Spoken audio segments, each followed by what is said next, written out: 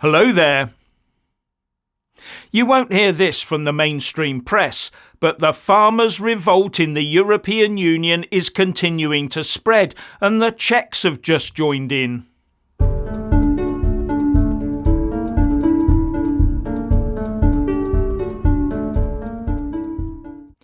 Yesterday, hundreds of farmers and their tractors descended on Prague, the capital of the Czech Republic, protesting against the cost of energy, the EU's net zero Green Deal plan, and being undercut by cheap goods from Ukraine.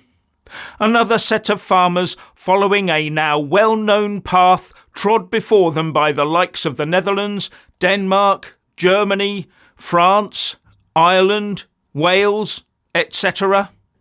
And they are not happy bunnies.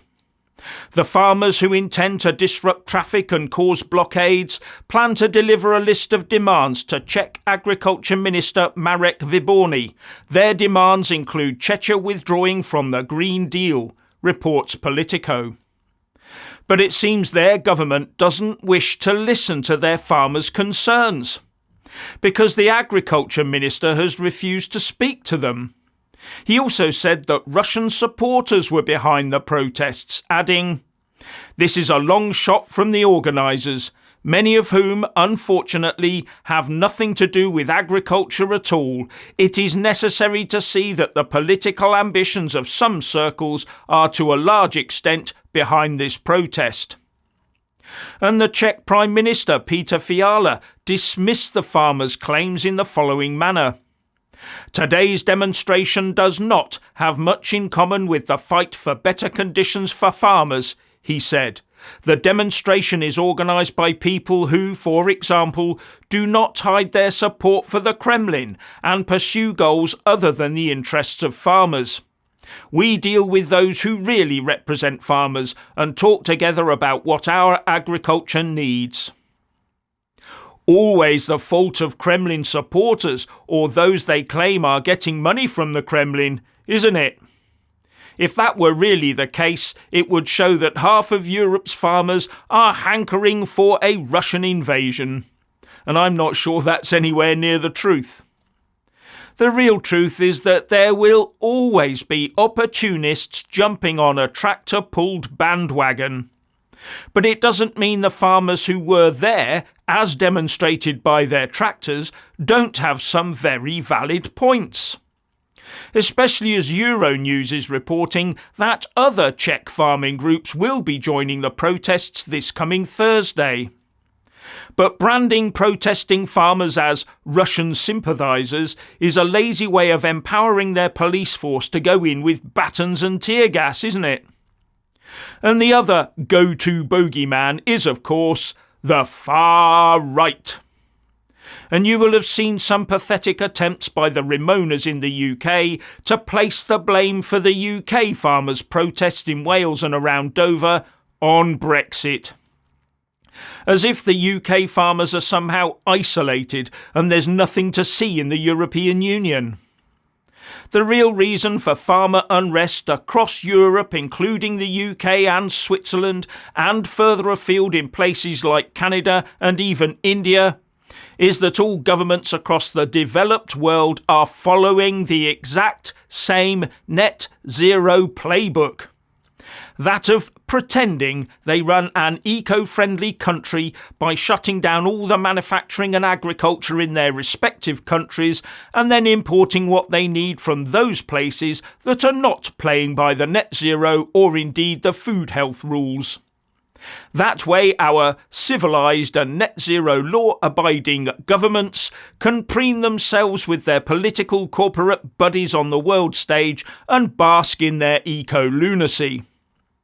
So even were the UK still in the EU and Brexit had never happened, our UK farmers would almost certainly be doing what they are doing now. But as we're now witnessing, all this eco-nonsense does not bring meaningful jobs for the people and only leads to the eventual destruction of previously successful economies.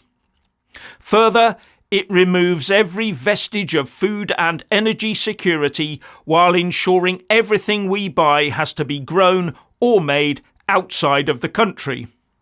The stupidity of our politicians knows no bounds. No, actually, it's not stupidity, it's all part of a plan that more and more people out there are cottoning onto. A plan that includes governments pushing out as many draconian, anti-free speech, hate laws as they can, to the point that in Germany even taking a swipe at government policy should become a hate crime. Germany's Minister of Internal Security, Nancy Faeser, says that the people should not even be able to mock their government. Now we urgently need the Democracy Security Act, she said. That's what I'm calling for. We have to strengthen the civil institutions with their work against extremism. In my view, the German Parliament must pass this act. Those who mock the state must have to deal with a powerful state, she told a press conference. She's obviously worried about the rise of what she would call the far-right Alternative for Germany party, the AfD. And the Republic of Ireland is stiffening up their so-called hate speech laws too. Just as their farmers are beginning to tire of EU and their own government eco-lunacy overreach. This is just totalitarianism on the march. If a government can't explain clearly and understandably why they are destroying your livelihood, then the preferred method is to pass new laws and ride roughshod over you. All using the excuse of the far right, the Kremlin or Brexit disinformation. Not a good long-term solution in my opinion. And here's the way Brexit is used to peddle this sort of misinformation in the UK. It's being reported today that upland farmers in the UK are going to be shafted by new government rules on farming subsidies. Pro-EU types say it's a post-Brexit system, as if Brexit therefore is the fault that it's going to ruin upland farming.